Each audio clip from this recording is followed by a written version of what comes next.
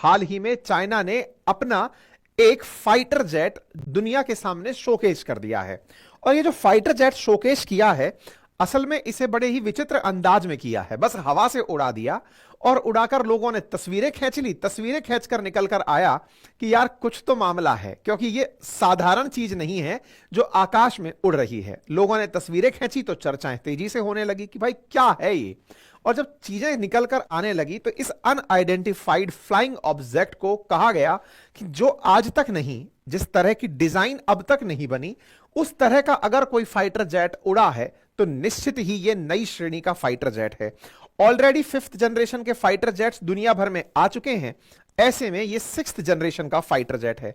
जानने योग्य बात यह है कि अमेरिका खुद भी अभी तक केवल 5th जनरेशन ही फाइटर जेट्स बना पाया है। और अमेरिका के द्वारा 5th जनरेशन फाइटर जेट बने होने के बावजूद आज जब हम 6th जनरेशन की बात करने निकले हैं तो निश्चित ही चीन ने अमेरिका से बढ़कर कुछ कर दिया है। बस यही सबसे बड़ी खबर है, क्योंकि चीन ने 6th जनरेशन फाइटर जेट की जो तस्वीरें इस समय सोशल मीडिया पर तैरी हैं, जिसकी तस्वीरें इस तरह से हैं कि लोग वीडियो बना रहे हैं और उन्हें साझा कर रहे हैं, इन तस्वीरों को देखकर, अभी अपन तो कोई इसके एरोडायनेमिक्स के जानकार नहीं है, तो जो भी मैं आपको जानकारी दूंगा एविएशन के सेक्टर में वो सब अखबारों से या सोशल मीडिया से लिखी और पढ़ी जानकारी होंगी जो मैं आपके साथ साझा करूंगा। बट इटसेल्फ ये अपने आप में बड़ी ही, मतलब अपने आप में बड़ी क्यूरियस खबर है कि आफ्टर ऑल चीन ने यह बना क्या लिया है। ये जो उड़न तस्तरी सी दिख रही है, कहा जा रहा है कि चीन 2017 से इस पर काम कर रहा था।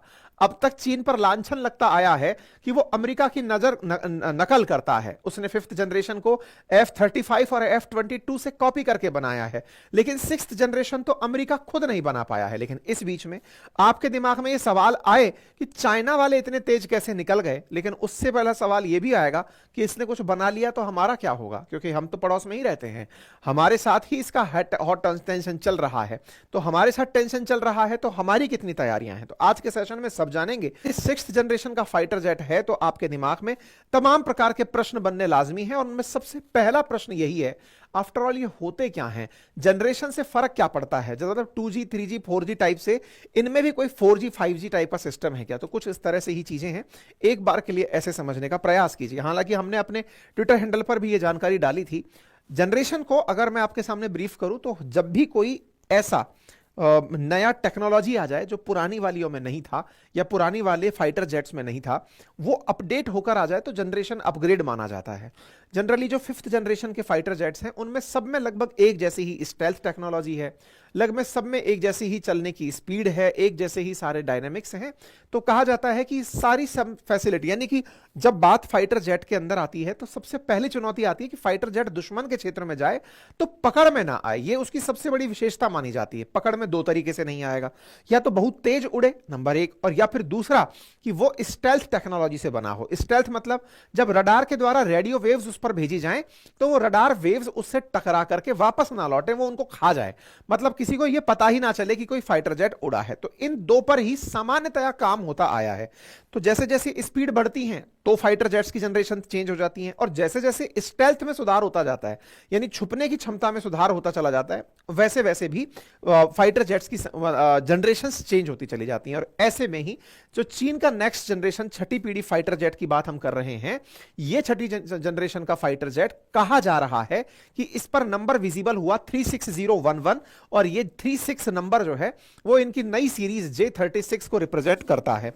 अब आप इस वीडियो को देखें, क्योंकि यही वीडियो इस समय सरफेस हो रहा है। यहां पर आपको आकाश में उड़ते हुए दो विमान दिखाई दे रहे हैं।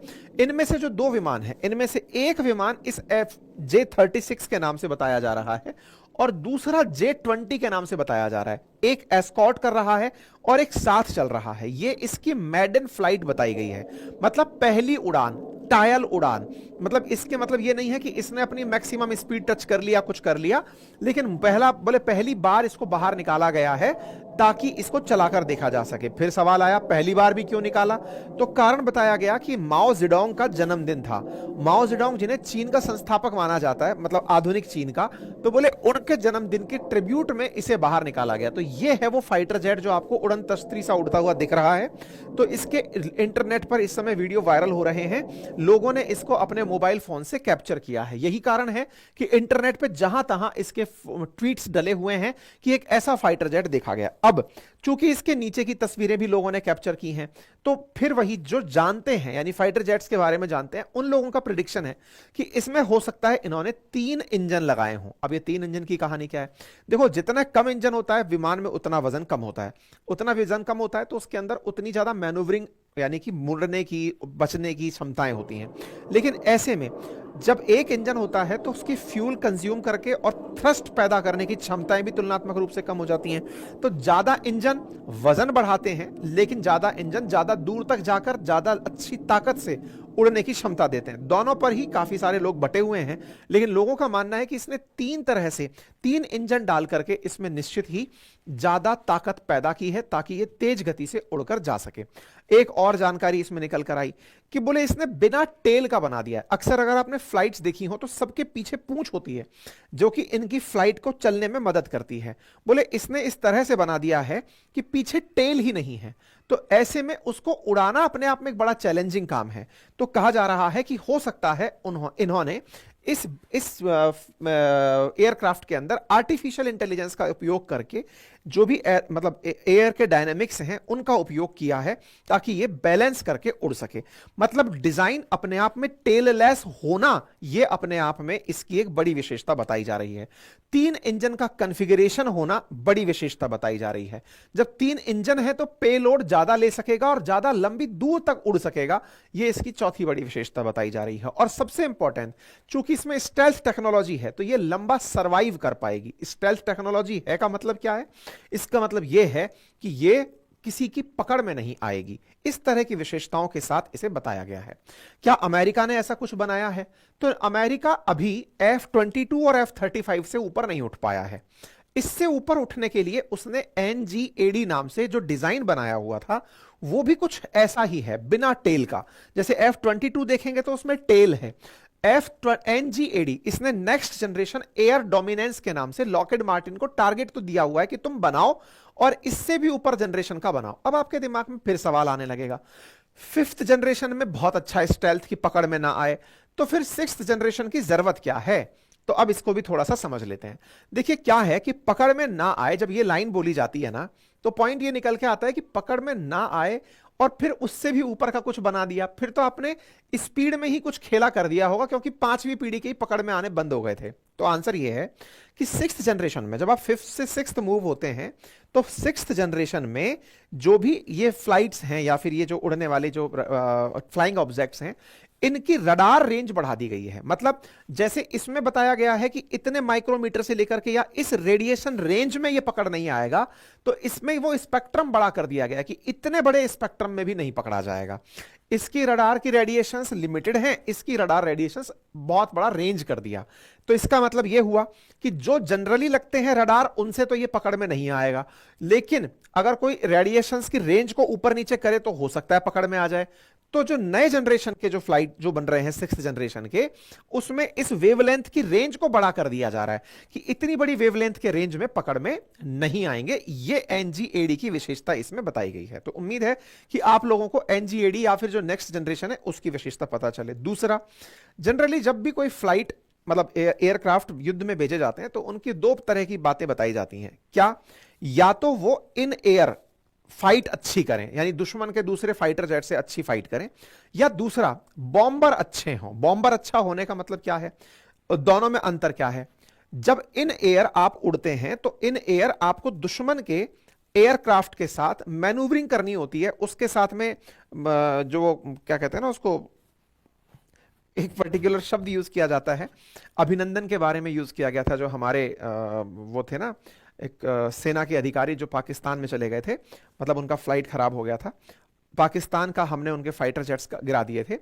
तो ये जो एक डॉग, इसको डॉग शब्द से कुछ आता है, इसका नाम मैं मिस कर रहा हूं।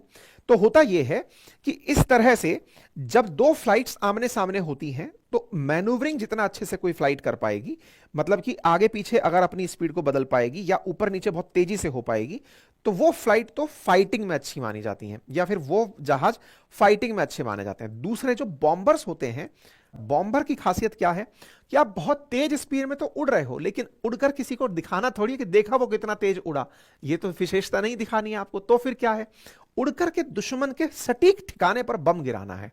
तो कितनी जबरदस्त प्रिसीजन है कि आप आवाज की 2 गुना गति से उड़ रहे हैं और उड़ते उड़ते आपने बॉम्ब गिराया और वो एग्जैक्ट जगह पर जाकर गिरा।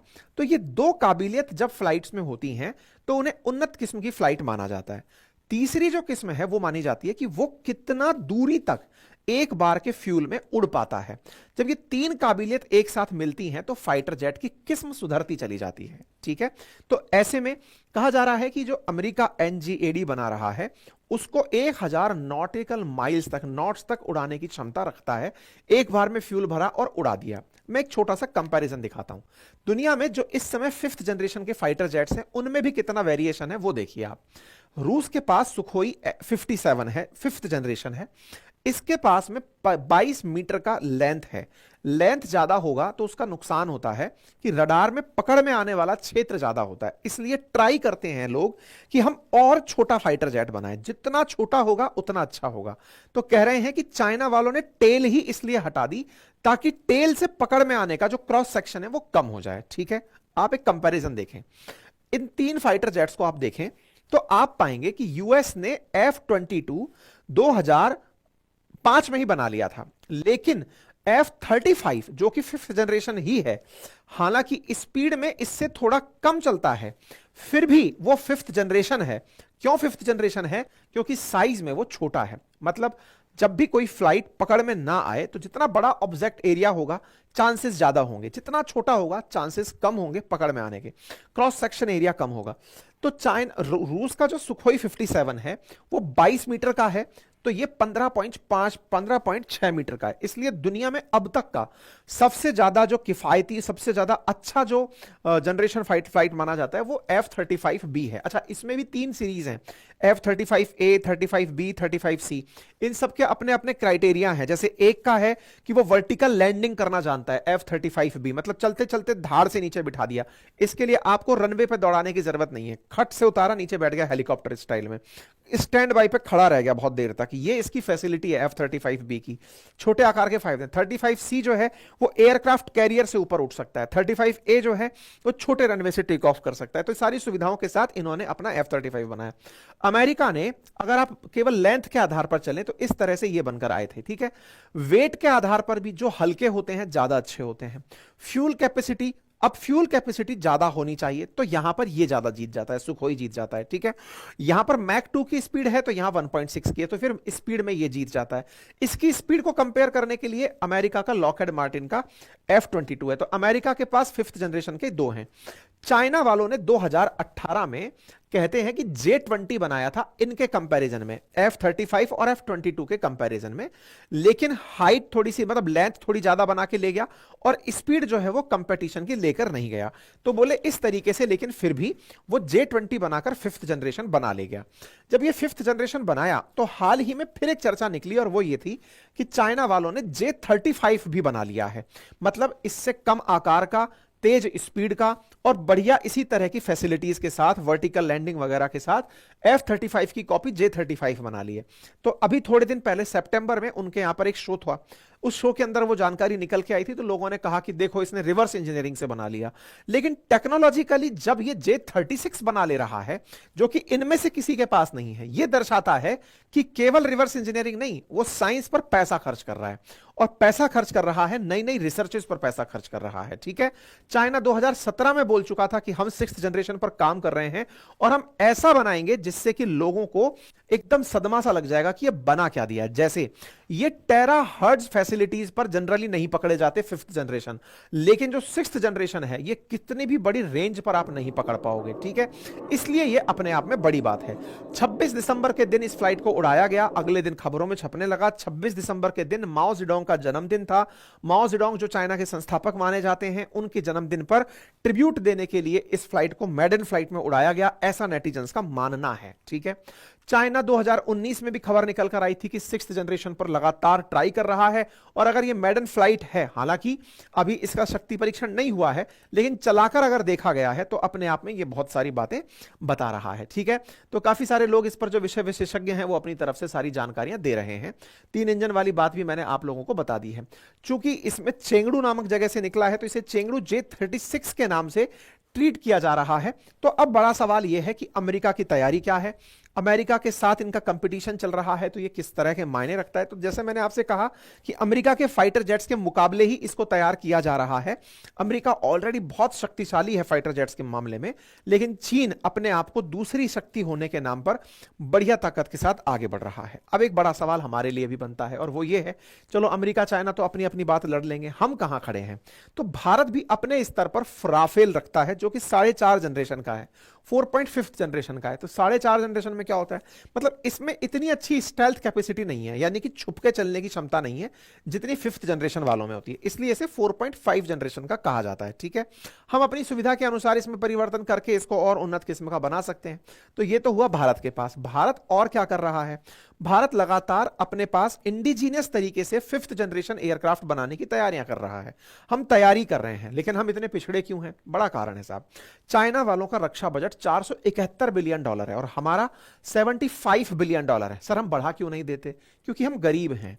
हम कितने गरीब हैं भाई? चाइना का आज जो जीडीपी है वो $20 बिलियन के अराउंड है, $20 ट्रिलियन के अराउंड है, और हम लोगों का $5 ट्रिलियन अभी पहुंचा नहीं है, सपना है। हम $3.5 ट्रिलियन के आसपास हैं। तो ऑनेस्ट आंसर तो यह है कि कम से कम 5 गुनी बड़ी इकोनॉमी चाइना है। पॉपुलेशन हम उनसे ज्यादा लेके बैठे हैं, लेकिन इकोनॉमी हमसे 5 गुना ज्यादा लेकर वो बैठा हुआ है।